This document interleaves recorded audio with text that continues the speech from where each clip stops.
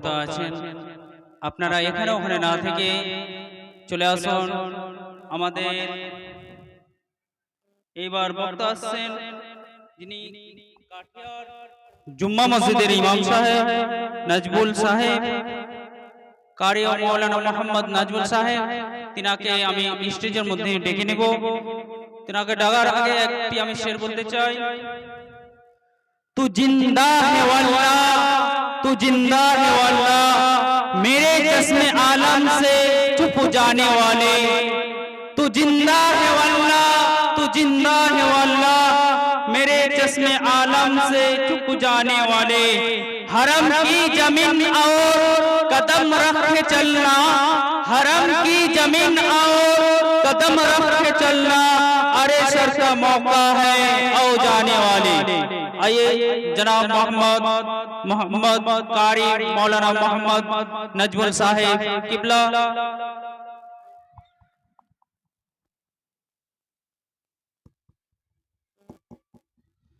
अस्सलामु अलैकुम व रहमतुल्लाहि व बरकातुहू। अल्हम्दुलिल्लाह अल्हम्दुलिल्लाहिल्लज़ी अब्दअल अफ़लाक वल अर्दीन वस्सलातु वस्सलामु अला मन काना नबिय्यन व आदमु बैनल माइ वत्तीन व अला आलिहि व अस्हाबिहि अजमाइन।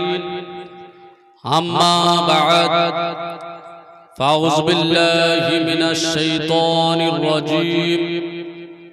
बिस्मिल्लाहिर रहमानिर रहीम। या अय्युहल्लज़ीना आमनुत्तक़ुल्लाहा व कूनू मअस सादिक़ीन।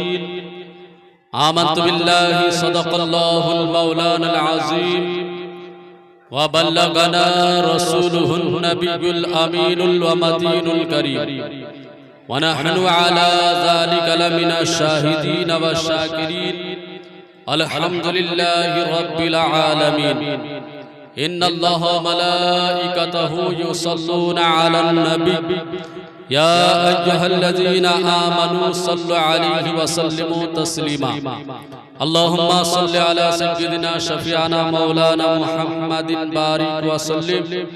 सल्लु अलैहि सलातु व सलामुन अलैका या रसूलल्लाह सल्लल्लाहु तआला अलैहि व सल्लम। अल्हम्दुलिल्लाह समस्त तारीफ प्रशंसा मोहन करुणामय अल्लाह तबारक ताआलार निमित्ते जिनी आक अद्वितीय अहदाहु ला शरीक।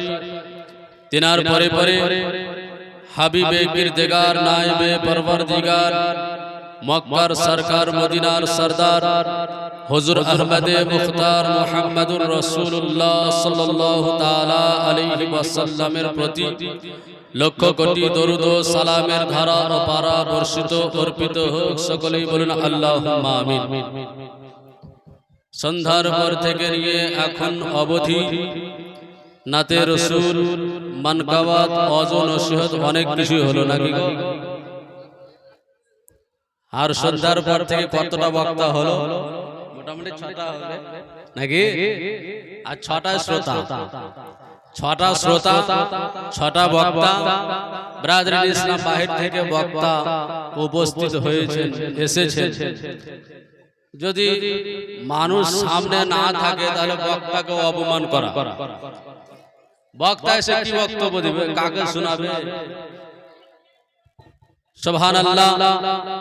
আজকে ইসলামের প্রতি আমাদের মহব্বত নাই, এই জন্য আমরা রং তামাশায় মেতে থাকি আর কোরআন ও হাদিসের দিকে আমাদের কোনো মানে ইচ্ছাই থাকে না, শোনার ইচ্ছা থাকে না, বলার ইচ্ছা থাকে না। এই জন্য আজকে ওই 2-4টা মানুষই ধরেন বসবে আর বাকি সব ছুটাছুটি করবে, মেলা দেখা, এদিক সেদিকে থাকা। ব্রাদার ইসলাম আপনারা বাহির থেকে বক্তা এনেছেন, এনাকে সম্মান করুন। আর যারা এদিক সেদিকে ঘোরাঘুরি করছেন, বাহিরে যারা আছেন তেনারাও এসে উপস্থিত হয়ে যান। এবং যারা বাড়ি থেকে শুনছেন, হয়তো বাড়ি থেকেই শুনবো ভাবছেন, তো তিনারাও এই মেহফিলে এসে উপস্থিত হয়ে যান। আবেদন করছি আপনাদের কাছে যে এত বড় একটা জলসার মেহফিল সাজানো হয়েছে, অথচ মানুষ নাই। উদ্দেশ্য কি গো? মিলাদ করা কোন উদ্দেশ্য আছে তো একটা নাকি?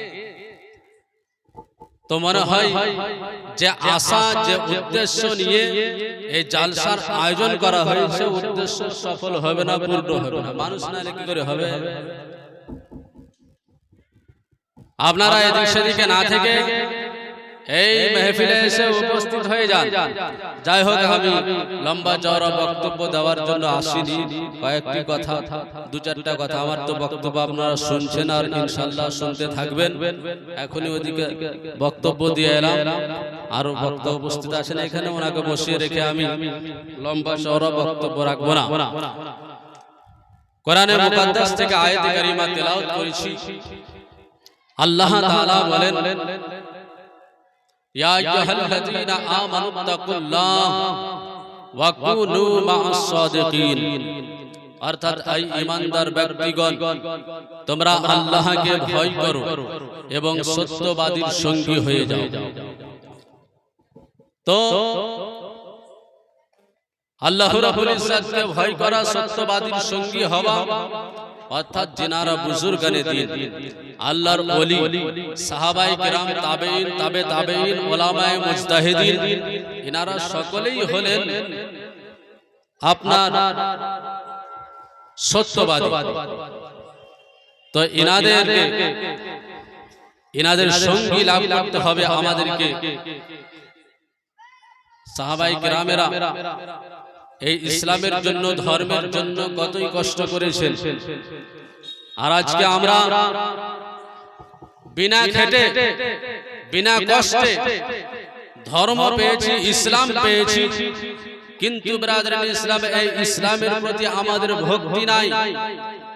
আজকে দুনিয়ার বুকে খুব মौज মস্তি করতে খুব ভালো লাগছে, কিন্তু কাল কিয়ামতের দিনে মহা সংকটে যখন, মহাদিবসে যখন উপস্থিত হবে, এই জায়গাতে আপনার কোনো কথা চলবে না, আমারও কোনো কথা চলবে না, সেখানে শুধু আমল দেখা হবে, আমল চলবে। ব্রাদারান ইসলাম, তো আমল ছাড়া কিছুই পাবে না, আমল ছাড়া কোনো রেহাই হবে না। এই জন্য দুনিয়ায় কিছু নেকি অর্জন করুন, তাহলে আখিরাতে গিয়ে কিছু আসানি হবে। আর যদি দুনিয়াতে সারা পরে সারা জিন্দেগি গুনহার মধ্যে লিপ্ত হয়ে থেকে আল্লাহর রাস্তায় কোনো যদি নেকি না করে, যেমন এসেছিল দুনিয়ায় তেমনই আবার চলে গেল, তাহলে কিছুই থাকবে না। সেই জায়গায় বড়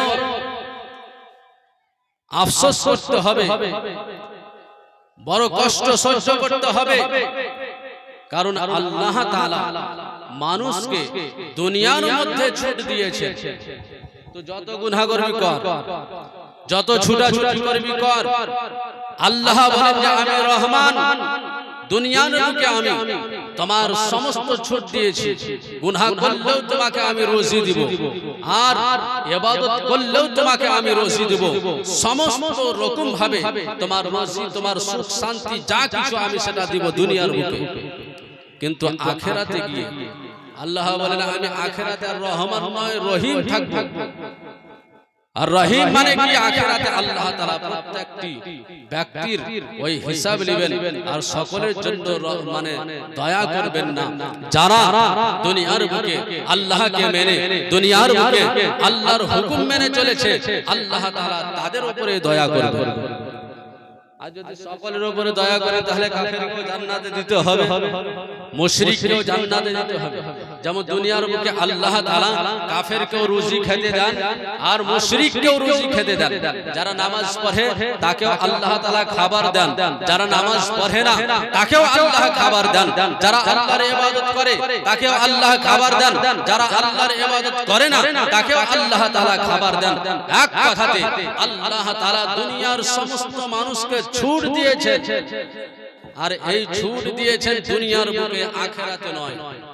আখেরাতে সকলকে হাজির হতে হবে, বিচারের দিনে সবাইকে হিসাব দিতে হবে।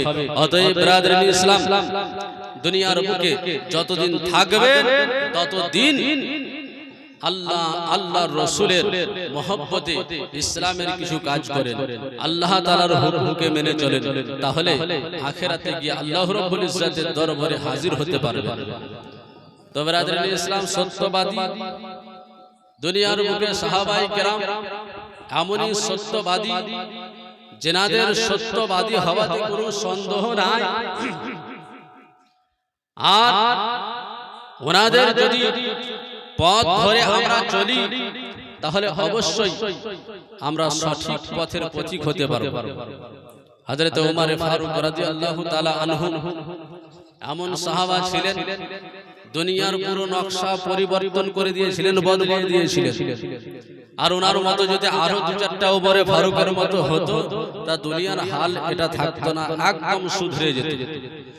হযরত ওমর ফারুক রাদিয়াল্লাহু তাআলা আনহু এমন বাদশা ছিলেন, আজকে আমাদের নেতা মন্ত্রী বড় বড় পদে আছে, প্রত্যেকটি মানুষের এক একটা দায়িত্ব আছে।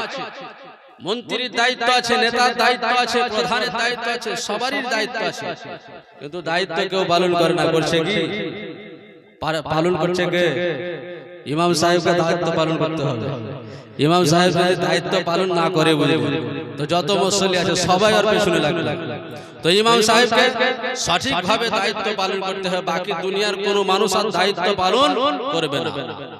হযরত ওমর ফারুক রাদিয়াল্লাহু তাআলা আনহু রাত্রি বেলাতে মদিনার গলিতে গলিতে ডিউটি করতেন, ঘুরতেন, আর সব বাড়িতে বাড়িতে দেখতেন কোন বাড়ির মানুষ খাবার খেতে পেয়েছে, কোন বাড়ির মানুষ খাবার খেতে পায়নি। এই সমস্ত দায়িত্ব নিয়ে মদিনার গলিতে গলিতে খোঁজ খবর রাখতেন। কেমন বাদশা ছিলেন! তো ব্রাদার ইসলাম, একদিন গলিতে গলিতে ঘুরতে ঘুরতে একটা বাড়ি থেকে আওয়াজ পেলেন যে একজন মহিলা তার মেয়েকে বলছে যে দুধে পানি মিশা। হযরত ওমর ফারুক রাদিয়াল্লাহু তাআলা আনহু দাঁড়িয়ে দাঁড়িয়ে শুনছেন, আর সেই মেয়েটি বলে যে দুধে পানি মিশা অন্যায়, এটা ঠিক নয়। ওমর ফারুক রাদিয়াল্লাহু তাআলা আনহু যদি জানতে পারেন তাহলে শাস্তি ভোগ করতে হবে।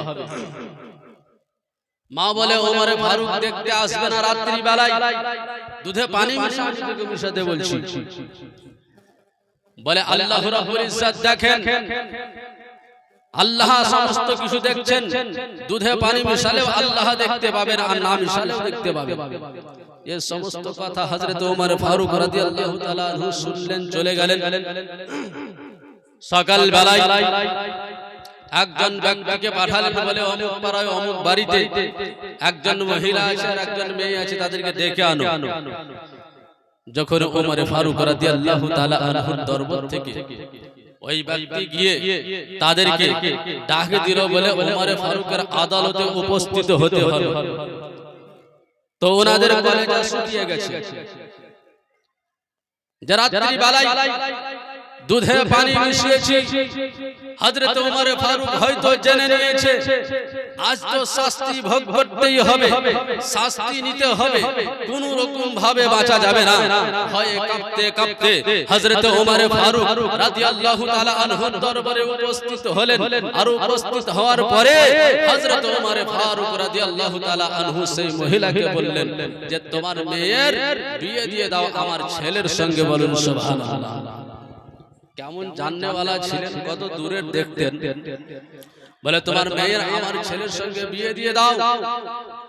এত নেককার পরহেজগার মেয়ে, নিশ্চয় হযরত ওমর ফারুক তার ভবিষ্যৎটা দেখে নিয়েছিলেন যে পরবর্তীতে সে কি হতে পারে, তার কাছ থেকে কে হতে পারে। এই জন্য হযরত ওমর ফারুক বলে তোমার মেয়ের বিয়ে দিয়ে দাও আমার ছেলের সঙ্গে। তো বাদশার ছেলের সঙ্গে যদি গরিবের মেয়ের বিয়ে হয় তো খুশি হবে কি হবে না? বিয়ে হলো, বিয়ে হওয়ার পরে সেই মেয়েটির কাছ থেকে একটা পুত্র সন্তান জন্মগ্রহণ করল। এই আপনার সেই মেয়েটির কাছ থেকে একটা কন্যা সন্তান জন্মগ্রহণ করল।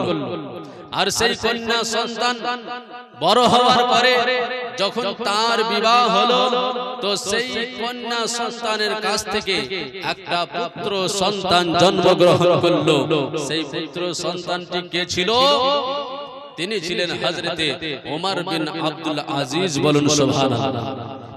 হযরত ওমর ফারুক রাদিয়াল্লাহু তাআলা আনহু তিনি দেখে নিয়েছিলেন, ওই মহিলাকে দেখে বুঝে নিয়েছিলেন যে এই পরহেজগার মুত্তাকি মেয়ের কাছ থেকে এমনই একটা সন্তান জন্মগ্রহণ করবে যার নাম জমিনের বুকে চলবে, যার চর্চা আসমানের উপরে হবে, যে নবী মুস্তাফার প্রিয় হবে আর যে নবী মুস্তাফাকে ভালোবাসবে, নবীর প্রেমিক হবে। এমনই একজন সন্তান জন্মগ্রহণ করবে যার নাম হবে হযরতে ওমর বিন আব্দুল আজিজ রাদিয়াল্লাহু তাআলা আনহু।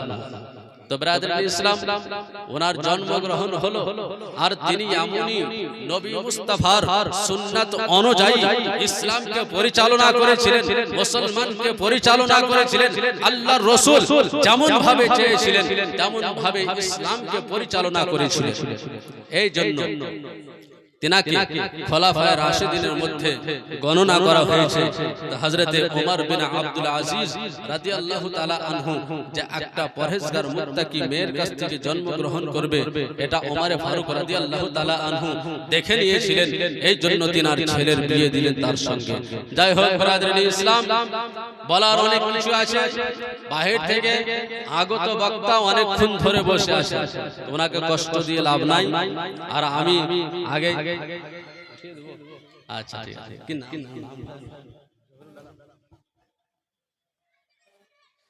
তো ব্রাদার ইসলাম,